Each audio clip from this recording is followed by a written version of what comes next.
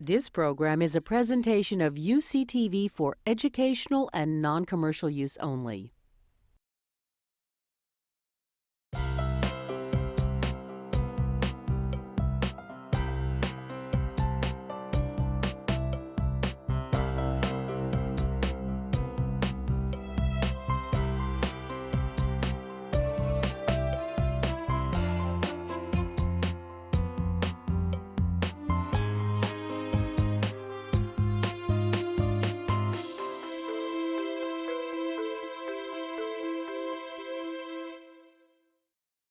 So welcome all. It's very funny to be standing here with a PowerPoint in these chairs. This is the room I give our group in, and my first entry into the room is always moving the chairs out of the way. So I'll try to get used to this lecture format, and also say that if you're open to doing some movement during or after I talk, we will.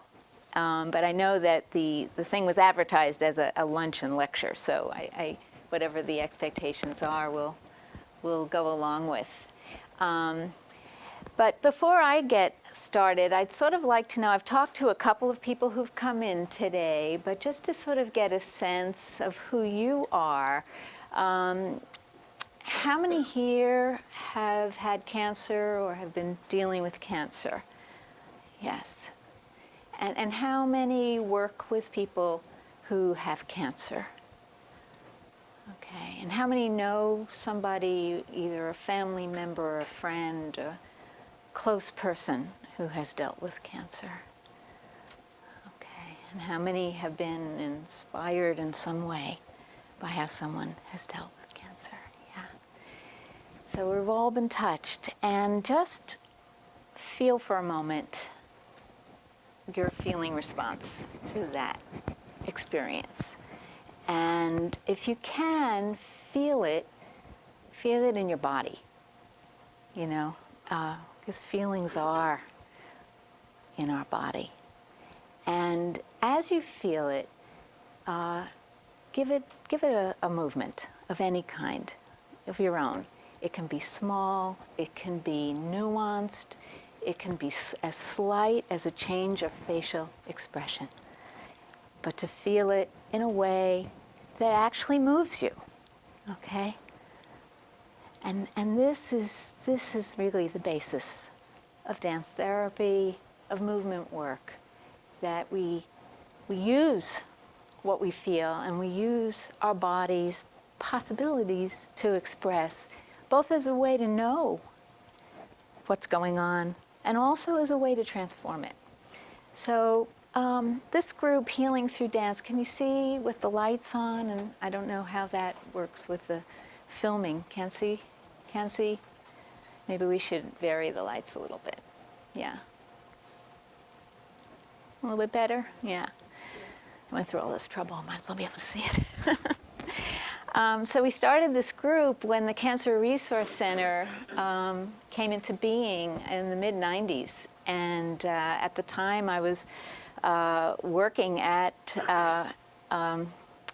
UCSF and actually on the pediatric rehab unit, and was asked to sort of formulate part of the lifestyle program. And the group came into being, and it's gone on consistently since then as part of the Cancer Resource Center, and it's open to everyone who has experienced cancer, all diagnoses, all stages, and it's free to the public, and all hospitals too. It's not just UCSF patients who are able to come.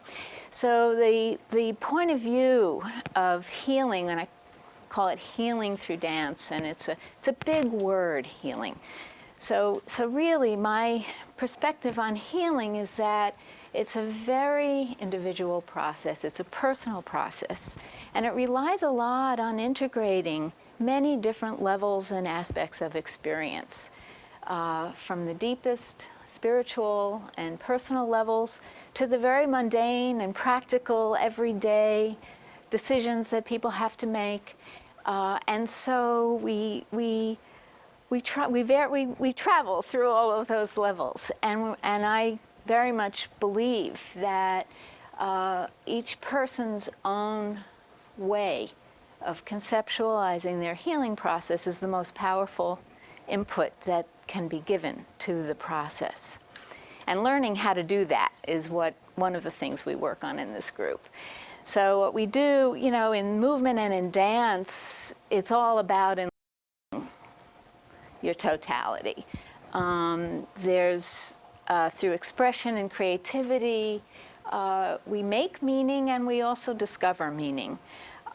Through the bodily work that we do, we really kind of work on possibilities of the body, possibilities that people never even knew they had, and maybe feared, you know, as well, that they couldn't do. And also this piece about rest and relaxation, really learning how to self-regulate, how to rest, how to stop, and how to pay attention to what's needed at any given moment. And along with that, you know, the stressors of dealing with cancer and directives and have-tos, all of that. This is a place, really, when people come in this room, we leave, we hang that on the door, you know, and this is a space just for what is needed by the people who come here. So the actual content of the group work, I pay a lot of attention to what people need and what they're here for. Why dance and healing in a hospital? Well, it's the most ancient form of healing, and I think the earliest ways of dance were all about, you know, managing critical times of life, the stages and phases of life, and healing itself was done in community and often in forms that actually used your body in an active way, not just a passive way. And so forms of dance, you know, certainly have evolved from there, but healing has come back into dance in this century, you know, springing out of innovations in modern dance in the turn of the century, Isadora, et cetera, the modern dancers that came up in the 30s and the 40s. My teacher, my mentor, Blanche was a dancer, creative dancer, and became one of the pioneers in the field of dance therapy. There are many pioneers, and many, probably somewhere between 5 and 10 are thought of. And so dance therapy really emerged 40s, 50s, and came into its own in the 1960s as a field. And since then has you know, gone on to develop. So I'm going to talk some about Blanche Evans specifically, just to sort of give you a view on the way of working. She was one of the pioneers that worked with sort of normal, she called it the normal neurotic adult, not institutionalized psychiatric patients, but people like us, right, who wanted to be able to connect more with what's really going on and deal with problems in a way that also could use creativity and dance.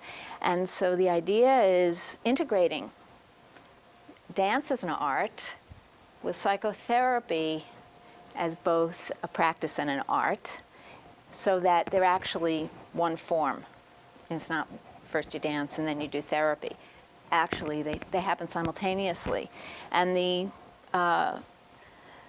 three branches say creative dance, dance therapy, and functional technique, which I will talk about. Creative dance is really an art, and it's for what people use art for: self-expression, you know, their own artistic objectives, and ways of getting outlet and release and enjoying just the pleasure and joy of dancing. Dance therapy is, as I said earlier, an integration with psychotherapy and dance, and it really does confront problems. You really work on difficulties in life and growth, and both accessing deep levels of experience, but also being able to reflect in ways that can help you deal with life and change. And functional technique is an approach to working on the body. Blanche Evan created this in her work, and it's a non-stylistic technique. You could use it to become a dancer, but people really, it's just a way of really basically learning your body. We don't get this education as part of our, just everyday education, what actually our body is and how to use it, and how to really work on aspects that need strengthening or mobility, resiliency, and also accepting the limits that we have, because, and this is a big part of our group often, is knowing what your limits are can free you so much, right? It's very hard to accept. But once we can get to that, boy, there's so many possibilities that open up. And so, in dance, maybe it's very obvious that we can express what words can't, but what that actually means is that processing goes on non-verbally. And it has from birth. We've all, we didn't start talking when we were born. We learned how to use words. And with that are developmental aspects of, on a really neurobiological level, of symbolic thinking and ways of kind of conceptualizing and in some ways categorizing different kinds of experience. Well, there's some kinds of experience that have nothing to do with that, and that really actually get felt and experienced in different parts of the brain that are in processing language. Trauma is one, and a lot of work is going on in the field of trauma, understanding better why it is that people dissociate or disconnect when something happens that's outside the realm of what can be tolerated, right? And so when we dance, we can sort of find ways in and also out to be able to articulate using what nature gave us, what everybody has always had, our bodies. It's nothing new. What's new really is the openness and the desire to open up in this way, and facilities that we learn in a class like this. So the aspect of the group and the social connection and the group support is really a piece that I've brought into this, kind of using the work and the knowledge that's been accumulated about the importance of support in dealing with cancer, psychosocial support. And so it's not talking about that happens here, but it's experiencing, sharing, and in some way being together. And so this concept of psychophysical unity, which is basic to dance therapy, I believe it's basic to all the mind-body approaches. The language may be different. What is meant by this is really that there's a simultaneous experience of psyche, body, spirit, emotion, life experience. It happens. What you pay attention to and what's really salient for you might be on one level or another. If you have a pain in your shoulder, you're going to be feeling your body. If you're sad about something, you might be feeling emotion. But, in our work, we connect them. We bring things, we actually link them. We map them. We find ways to make wholes out of parts, and to really repair some of the, Blanche would call the broken walls of body, mind, and spirit. We repair that. And so you can enter it in many ways, through sensation or through imagination, imagery. You can enter it through a thought that comes up. You can enter it just through a movement, a physicality. Many, many ways to get in. And when I say the body maps, I I often feel when you know how to work with your body in a very personal way, you actually can track things and move it so that you do feel that there's some kind of it's not a visual map necessarily, although I guess it could be if you drew it. It has a kinesthetic feel to it, but you kind of get a sense of what's really going on in different ways, and even when there are conflicts, that becomes part of the picture. I don't know how much you can read here. This is something of Blanche Evans where she kind of drew, she called it spiraling roads to objectives in dance therapy, some of which are insight through body channels, outlet, postural realignment, and this is all, posture is not against a ideal of you should be this or you should be that. It's more like, how is my posture? What is my posture? How did it get that way? You know, how does it serve me? How can I evolve from there? And from destructive to functional tension, that we are able to use our intensities, rhythmized time, both a way of experiencing time subjectively, but also in ways that we can feel in harmony with time, space, restoring tone, and the acceptance of physical components of feeling, which is really what got developed so much in dance therapy. So in my own work in developing this group, and also understanding what people have been learning about the usefulness of psychosocial interventions and what kinds of interventions make sense for people, we've seen, well, here I think probably Mount Zion is one of the leaders of psychosocial work in cancer, and developing many routes of support and psychotherapy for people. I've often, in my work with people who have other kinds of chronic illnesses, I sort of feel like they don't have what the cancer community has created, and to some extent perhaps the AIDS community has created, in terms of models of support. So there are some models for people who have other chronic diseases, but it doesn't somehow seem as accessible. Approaches like we have at this program at the Cancer Resource Center, whole person approaches. And so in the literature, there's a body of work about how expression helps, how there's interaction between many aspects of life, and psychoneuroimmunology, social support is good, expression of feelings, and Spiegel's landmark study that group therapy actually affects health. And in the dance therapy literature, there's actually less literature. It's not a big research community, but I did a study with Jamie Pennebaker on positive health effects of dance and writing, really words and movement, and then we have a few studies and writings of others who have been in the field and leaving the field, and I know Jamie is here from Anna Halpern's work. She's been a very important person in this work. So what we learn is that self-expression is good.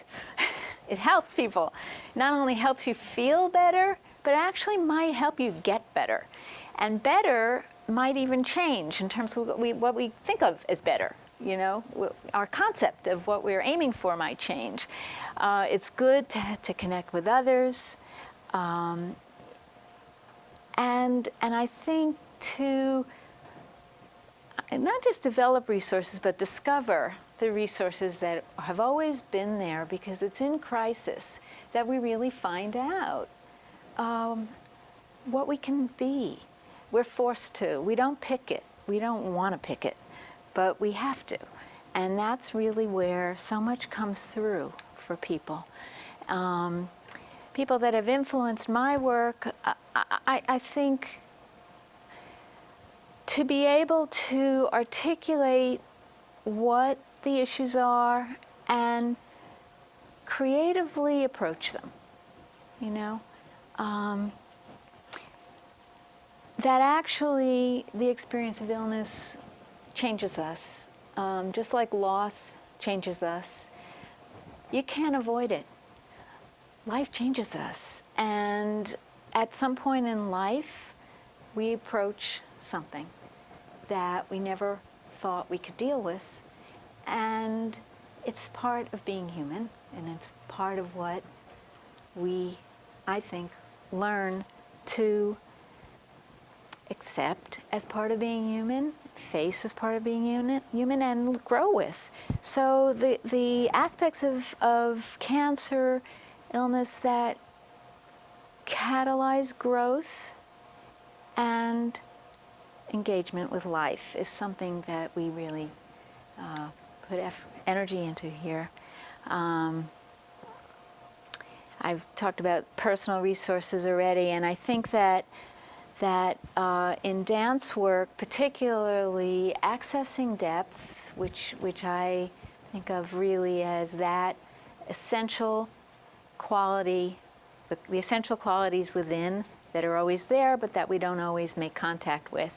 How to use the body as a source of pleasure, even when you're feeling pain, and also possibility. And all of it is about regenerating this. So creating meaning and I would say purpose is something that comes out in the group, not as a, enforced quality, but it really, whenever you ask the question, what did I just do? And why did I do that? Because in dance, things come out spontaneously, and you don't think it first, and it happens, and then your attention is brought to something, and you wonder, what does it mean? Why did it happen? Because it's there for a reason. And so we have this kind of generative meaning process going on that, again, there's more and more work going on in the field of psychoanalysis, psychotherapy, about meaning making. And actually in our earliest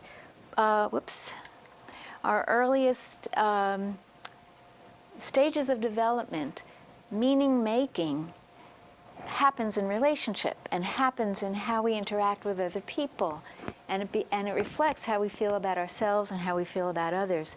And so it's always going on, but in a time and a space where you have that possibility, it becomes pretty amazing what people actually dance and what comes out in a group. So all of this helps to counteract, I think, some of the frightening aspects of dealing with change and loss. And, the piece about if it can also boost the immune system, that's great, let's do it, And I think that when people choose a group like this as a complement to medical treatment, they're choosing it for a reason. They feel that it's got an importance to it. And so, I think that's back to the individualized healing approach that I try to really encourage people to follow through on. Okay, just a little bit about Blanche Evan as a pioneer, creative dance for children. She developed methods to help people express themselves, but also target the issues, the content that was meaningful and important at a given time. So the children would not be dancing like fairies, they'd be actually dancing about their lives and relationships. And she went on to develop this with adults in dance therapy. In a dance therapy process, typically it's done in a one-to-one way.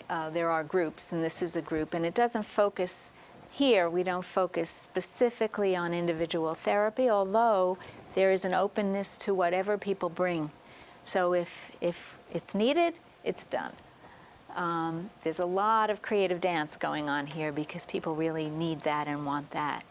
But when needed, and I think particularly in terms of, the people that come who've had, especially the older generation who, when they begin, they begin to move their hips and they begin to move their spines, and it's sort of like these binds and ropes are just coming off their bodies, and the capacity to actually free up that way is quite liberating, and so working with the kinds of bodily trauma and assault that people who have just had surgery or are dealing with various kinds of treatments or feeling nauseous, etc., we really take into account the impact of this, right? And often it means modulating more. It might mean addressing feelings about the body that have changed. But it also might mean broadening the picture, because nobody is just a cancer patient, right? So there's so much more there. And so, often we expand the picture quite a lot. And that as we integrate the different aspects of what health, the term psychosomatic health really is, that there are many different levels of what can help you feel healthy, and help you be healthy, and help you regain a sense of life going on. Nobody knows what the end point is for any of us. And so we are constantly, I think, battling the fear of what might happen with the possibility of being exactly where we are and maximizing our engagement.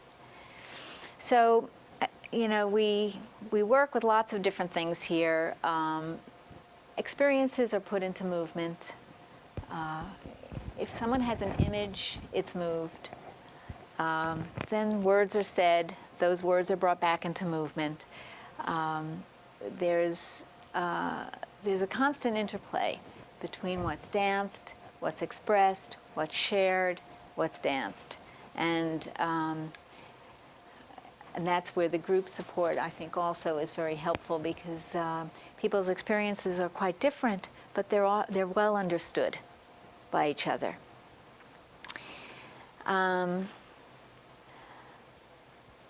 So I think I've talked about meaning already. So I will say that one of the things about dance, I think, that is quite marvelous and unique, is that being in the present means your body, what you're thinking, what you're doing, what you're feeling are all happening simultaneously. So, we could sit in a chair and think about something, but we're not doing that thing. Or we can feel very powerfully and also be, thinking about what we're feeling. But if we're not moving it, we're not, our bodies are not engaged. In dance, we're really moving it. So it really there's something about experiencing things in a very present way. And it doesn't mean that the past or the future are not part of the experience, because often they are. Memories come up, or associations, or planning, different things. But the goal here is to connect them all, that they're not fighting each other, that thinking about the future is not disturbing the sense of what I'm in the present for, or what happened yesterday, or that the past is not collapsing the future or the present. that actually there's a continuum going on, and that's part of being human. When people come into the group, I would say most people have not danced before. Some have. Some have taken dance classes of different kinds. But I would say on the whole, people are new to dance. And frequently they've really wanted to dance for a while, you know? I'll put this back a second. And so they get oriented to what it's like to be in movement and action. We do a kind of a warm-up, which is, I think of it as a self-regulating, self-directed warm-up, where you can begin somewhere. I give a theme and direct it somewhat, but it's really very much about feeling their own sensation and feeling their own movement and working with that in a productive way. When there's pain and limitations, we're dealing with fear and we're dealing with hesitation, and I really encourage people to pay attention to that and not ignore it, not ignore their fear or their pain, because it's there for a reason, and it's there to be understood and to be approached. So one of the ways I think of it is being careful in our English language often has a fear association component to it. So I kind of reframe it to being full of care, taking care of yourself, understanding why it is that you have to move a little more slowly here, or pay attention to that knee, or whatever it is. And it really kind of helps people to feel more comfortable about the situation that they're actually in, instead of, I shouldn't be feeling this way, there's something wrong with me, I should be doing this instead of that, And we try to get rid of those kinds of directives and just let yourself be where you are and start with that. And to, respect the mistrust of the body that comes up with illness. I mean, again, it's getting rid of whatever about the self-judgments impede the capacity to trust what's actually going on with you and find that. So I've talked about the careful here and ways of working with losses and limits that, again, allow possibilities, allow the possibility of approaching grief, allow the possibility of accepting limits. Aging is one piece of it, too, for people, and wanting always to feel like you could do things that you could do when you were younger, or you were healthier, or you were this, or you were that. And in fact, it's amazing what people find that they can do that they never could do when they were younger, or this or that, because they're actually working with what they have, right? And that is a skill to learn, and that's what I try to help people access when we are dealing with mortality and feelings that are very, very powerful about dying, or maybe we've lost somebody else. Again, these are feelings that can be dealt with in a way that is very human and constructive, and that's really what we try to do. We've lost a few people who have come to our group, and it's, I think, always remembered, and we work very, I think, sensitively on whatever people are, wherever people are. So the crash course, a concept, if you have to learn about your body today and you've never learned anything about it before, it's a lot. It's a lot to take in. And I do think, there's another way to think about that, which is that we learn about things when we need them. We accumulate the knowledge we need on our own pathway. But often, I think knowledge about the body is very, there's a poverty, really, a poverty of knowledge about the body in our culture. I mean, you know, physical education classes for children teach nothing about the body. You know, it's just, it's wild. But still, we have this possibility here to learn about our bodies, and in that process become our own experts. And so, with so much input, advice, medical directives, classes, courses, you know, you should do this, you shouldn't do that. In this work, you know, I try to encourage people to use their own wisdom, become their own experts, but integrate the knowledge and discard the things that don't make sense for them. And in terms of actually what their body is, it can be a very specific thing, like where, you know, I've had people come in who have had, you know, major abdominal surgery, and they really, the word abdomen, they don't know what it is. I mean, they know it has something to do with this, but there's really no, I don't mean like on an anatomy poster, I mean in your own body, to feel your abdomen and really be able to, you know, use your belly in any, you know, either to hold yourself up or to let yourself down or whatever it is you're using it for. And I think this kind of discovery is, you know, it's so basic, it's so powerful, because there's really a way of empowering yourself to have a body of your own, right? And not just, oh, I should be this, or I'm not that. So these are the kinds of resources we really work on, and it allows, I think, as you go, more of a tolerance of feeling, emotion, and feeling even physical discomforts that come up, because once you move your body, you feel much more. The moment you start moving, there's a lot more sensation. Circulation happens, joints are moving, muscles are moving, everything's going, the nervous system's enlivening, and boy, you start feeling stuff. And it, you know, it may hurt, it may feel this, it may feel that, and actually making sense out of that is what we do quite a bit here. So,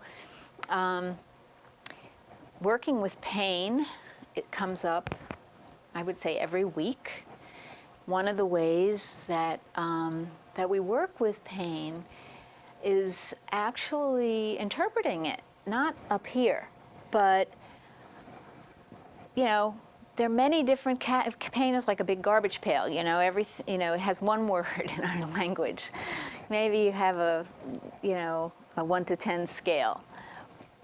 We really try to make it more like a rainbow, you know, lots of different sensations involved in pain, some of which are actually important, you know, like it's a signal that tells you what's going on. What's going on? How do you know what's going on? And I think that's one of the real skill sets that nobody else can tell you. You know, you can get your diagnosis, you can get your medication, but to figure out what was that, you know, and how can I address it, and how does it fit with the diagnosis and the medication and the this and the that, you know, and that's really the individualized process that I'm sort of speaking to here, of addressing and making sense out of what you're really feeling. And it helps a lot in pain management, because you find that there are ways that movement can alleviate chronic pain. It's completely the opposite than what actually is intuitive, that you shouldn't be moving if you have pain, or that you should protect it and hold it down. And actually, nobody's forced to do anything, and I'm very careful about encouraging people to be gentle and not create pain. The opposite of no pain, no gain. But but to approach it in a way that makes sense for them. And I would say almost always people walk out of here with less pain than they walk in with, and it's because the body needs to move, and it needs to move in healthful ways. And when you create your own movement in a intelligent way, it's your own medicine. That's your movement medicine. And you're doing it only the way that you could create, because I could never say you should do this movement or you should do that movement and that will alleviate your pain, because I'm not you. I don't know your body. I don't have that map, right? I can make suggestions about ways of movement that can help you discover it. And that's one of the ways we work with pain, and along with the rehabilitative work. So as that goes on, we then work on expression of associated emotions and rehabilitation. And this word physicalization, okay, so it's a way of putting into movement the internal world, your emotions, your thoughts, your feelings, physical experiences, life situations, imagery. And it's akin to visualization, except in visualization, I think mostly it's done with eyes closed, thinking. And physicalization comes through the body, and it's connected with thinking and feeling, but it really gets moved. So if you have a healing image, you dance it. You know, you can also talk it, you can visualize it, you can draw it, you can play it on a drum, but it's all part of bringing in the expressive component of the body. So in this kind of expression, lots of connections are made, and we do take it into life so that people can walk out of here often and use what we do, and use the group support in a way. You know, I think connections are made here that are quite real, and that hopefully will help them, not just on healing cancer, but on living more the way they want to live. Okay, so that's the lecture part of my talk. I want to ask you, I mean, we can have time for questions and answers, but would you like to do any movement? Would you? Yeah? Good. All right. What I'd like to do then is just have you, and it's up to you. You can stay seated or you can stand. It's really up to you, because movement can happen anywhere and in any way. And what I'm going to do is just give you a little sample of a kind of a warm-up that we might do, and a way it might evolve. And, you know, I'm mindful of the time, so it's going to be very short. Okay, because I know we're up till 1 o'clock today. So, and you can move chairs back or forward or whatever. So let's just begin by, you know what it's like to get a really nice massage? Yeah? Okay, so we're going to start with like massaging yourself with movement. So from the inside out, wherever it is in your body, really needs, if you think of it as touch, if you think of it as you know, your muscles getting some kind of innervation, if you think of it as release, just to move your body, and you begin wherever it is you feel in your body. And again, let your body be a map. So if you start and you feel your arms, your upper body is getting a mobilizing, gentle massage, just moving these different areas, and then let it go to the next place and connect it up. So if your arms, your shoulders, especially if there's discomfort, you might want to give it a little gentle way to relieve or release. That's it. You can use, I think, breath in your own way to help that release. And let it travel to wherever it needs to go. It can go upper body, mid body, lower, even in your shoes and your feet, your face. That's it. Get a good massage. And Your joints can be movable.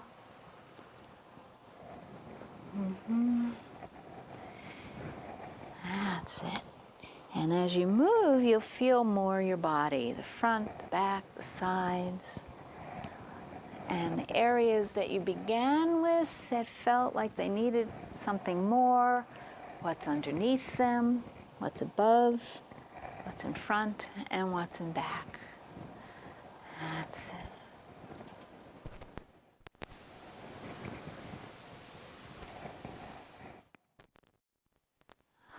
So we might go on with this for a while in a group, but actually right now just see if you can use your body as it's moving to just open areas now that need to be opened, whatever that means to you.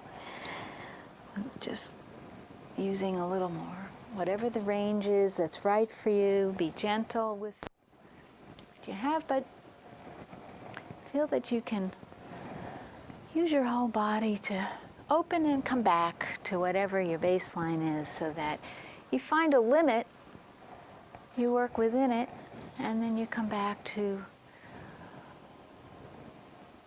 where you are. And each time you open, try a different place to open, so that you might feel, maybe it's your upper body, maybe it's your pelvis, maybe it's your belly. Just try to open different areas as you go. Might open your hands, might open your face. Just try different places. And as you open, you may feel, again, more vitality in your body. You might want to shake it a little bit. Feel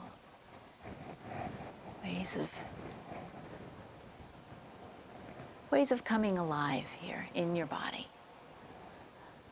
That's it.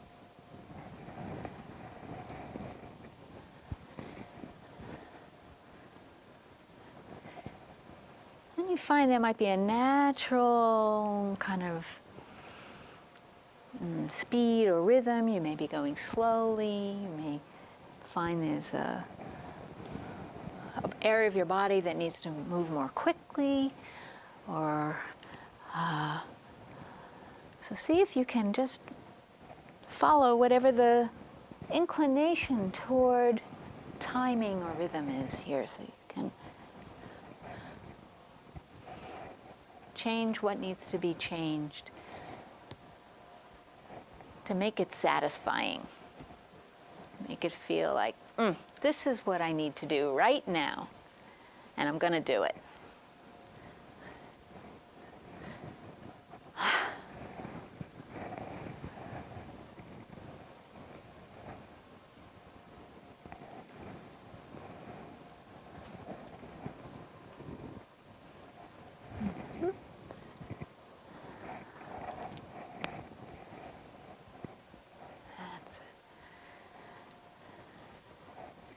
And you can, as you get your body active here, we have some rhythm, we have different ways of using the areas, big or small, some with more intensity, some with less.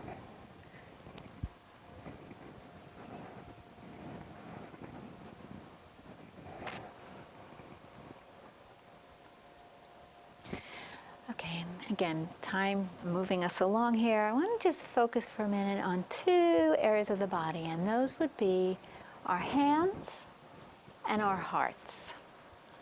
And just do your own improvisation, just for a minute, on using your hands and heart together, whatever that means to you.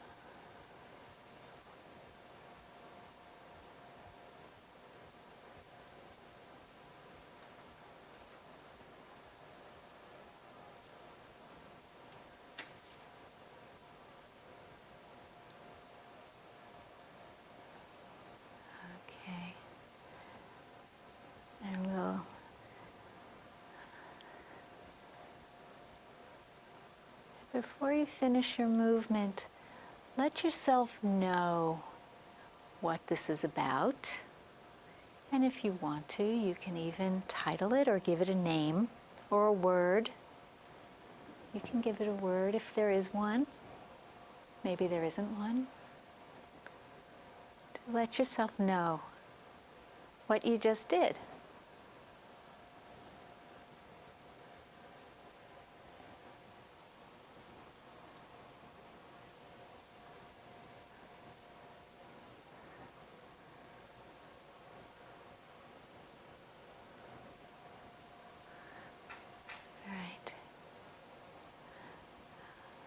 We're going to come back now.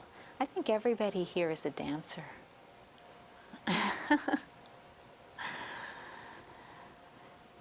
anybody want to say anything about what you did?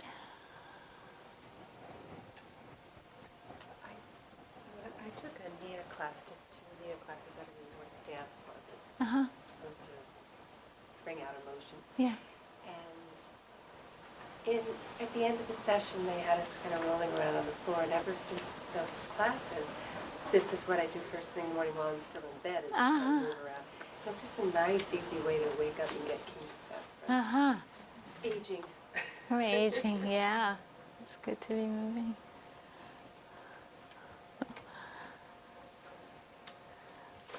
Is there anything else? I was moving with my hands and my heart, and really woke me up to the day. It's kind of interesting. It's sort of a wake up for me and right here in this moment. Yeah. I love being in the moment because of the associations I have with both hand and heart. And one phrase that I just love is your hand is your extension of your heart. And I just brought that into a nuance.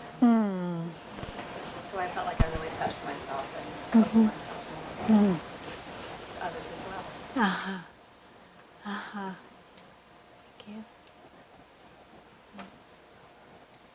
Thank you.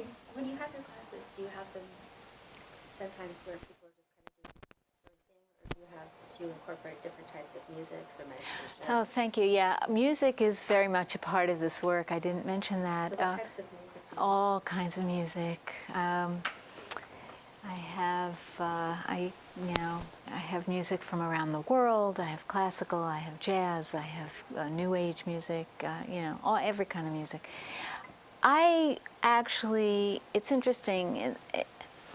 Typically in dance therapy, music is not used because it's very directive, and often it's like a part. The way I describe it to people in the group, it's like a partner. You have to dance with it, not to it, right? But I find when in this work, people really need music and they want music. And I think that's in part the infusion of the inspiration of music and the connection to something larger outside. So we use a lot of music, yeah. And I pick it very carefully. Yeah, and I pick it very carefully. I'm not always right, in how I pick it, but because it's recorded music. Sometimes I play music on drum or percussion, but yeah, I think there's a real desire for music. People request it, and I pay attention to that. I think it's there for a reason, It's really there for a reason. So meditation, not in the conventional sense, no. I think they're here to move. They're here to move their bodies. They're here to dance, and not to sort of sit and meditate. They can go other places for that, and sometimes do. But how did you, at the end, how did you kind of I guess you would say kind of at the beginning, would you do a check-in and then check out? Somewhat, but it's this constant check. It's not just beginning and end. There's always a way of allowing and asking for what's going on. But there's no one format. I will say that to you. We don't always start the same way. We don't end the same way. It's sometimes hard for people to get used to that there isn't one format. We don't always start in a circle, that sort of thing.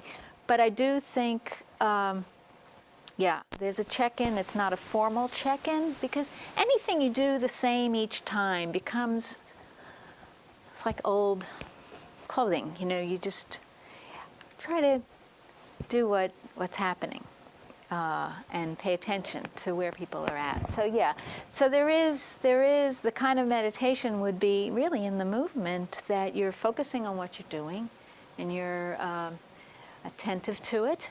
And your awareness happens, and but it's very different than sitting and meditating or lying down. Sometimes people do actually; they will sit and lie down and meditate or whatever, and that's wonderful, you know, to just be able to do what you want to do when you want to do it. You know, so I think that's part of the skill set too, is not feeling you have to be doing what other people are doing or what the teacher, you know, has. She says to do this, so I have to do that. No, it's let's find the way that's exactly right for now, for this moment. That would be the best thing. So on average, like how many people show up? I would say 5. Yeah, it's a small group, and people find their way here who want to do it. And, you know, sometimes we have more and sometimes we have less, but that's the average number. Yeah. Okay. I could be available for a couple minutes. Sure. Okay. Well, thank you all. Thanks for coming. Yeah.